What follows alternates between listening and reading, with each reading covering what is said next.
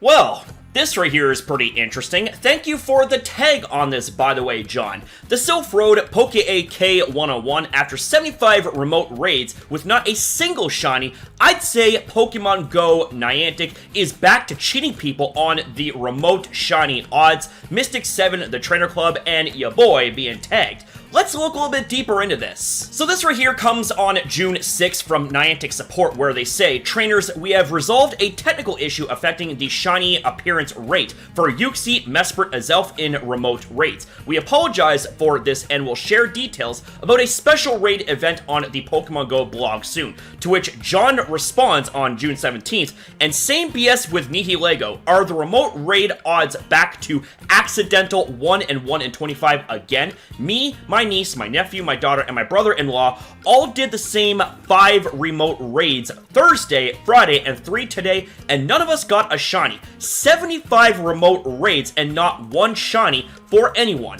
I cry foul." Now, while some can say that this right here may just be a case of really, really bad luck, and if this right here was a one-off case, then it would be an opinion that I think that I would more or less gravitate towards. However, when we begin to factor in things such as Niantic's overall track record with Pokemon GO and the relationship with their fanbase, as well as what happened last time, but with the Uxie, Mesprit, and Azelf raids, this right here is something that I think could be deemed as a repeat offense. So this is something that we shouldn't just brush aside. I also got tagged in this as well, so we're going to address this real quick. Shout out to ACR, by the way, for the tag. Thank you very much. So let's take a look at what Arcade Guy 781 has to say here. So, nighttime spawns for the Solstice event appear 2 hours after sunset. Niantic claims that the health and safety of their players are top priority. Well, I call BS on that. Unless you have house spawns or live in a safe area, please put your safety ahead of this collection challenge. Hashtag hearusniantic, hashtag Niantic, shame on you. As an advocate for Pokemon GO players, I'm disgusted with the decision that you made.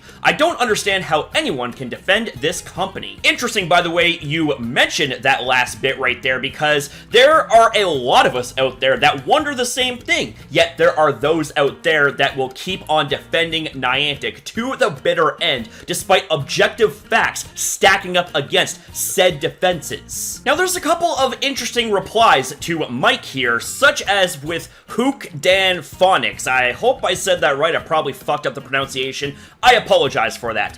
Do they really think it's not going to look at all suspicious having people roaming parks and shopping centers and other places at 10 to 11 at night? Most parks close at sunset. Most stores close at 9 to 10 p.m. Did you guys actually think this one through, tagging Michael Staranka? And that is a fair assessment to make. Now, we know that Pokemon GO has been a thing for the last 7 years, so by now, everyone should be at least aware of its existence in one form or another.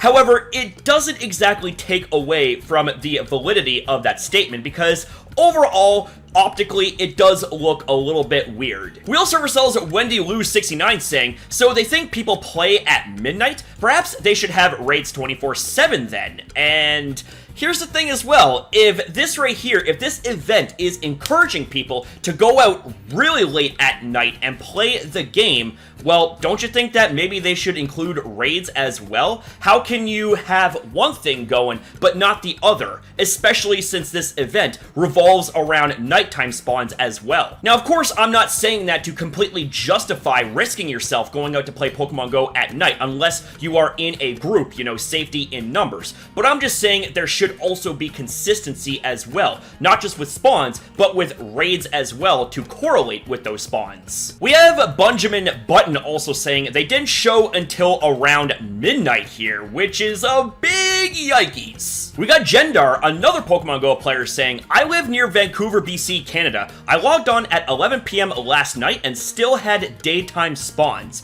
Not only am I not walking outside, I'm going to bed." And you see, that's the thing, is that around 11 p.m. is when the time is people start to go to bed. They start to wind down, they get ready for bed, they go to bed because, well, people gotta work in the morning. That's the reality of it. Here's another example of the Solstice blunder. We have FM Edinburgh tweeting out, "Hey Niantic Labs and Niantic Help, It's currently 11:30 at night, yet you still have the daytime Pokemon appearing on Pokemon GO in the UK. Not a great example of an event for the players. Can this be sorted? And what we have here showcases exactly that.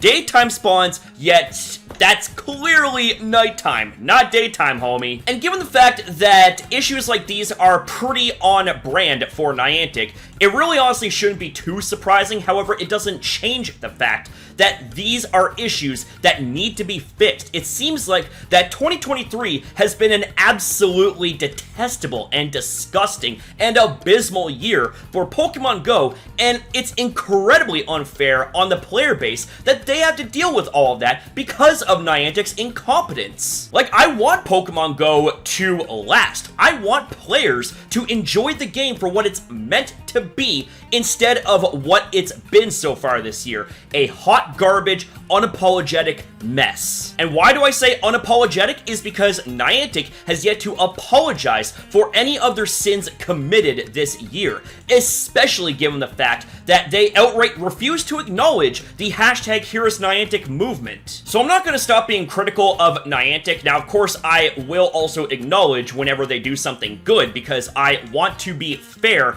and charitable, even though Niantic has done a lot of things that, in my honest opinion, doesn't deserve that type of charitability. However, I still want to work on that even playing field. If there's good news to talk about, I want to talk about it. If there's bad news to talk about, I'm gonna call it out. It's just that simple. And unlike others, I'm not going to mislead you. I'm not going to gaslight you. I'm not going to sugarcoat anything.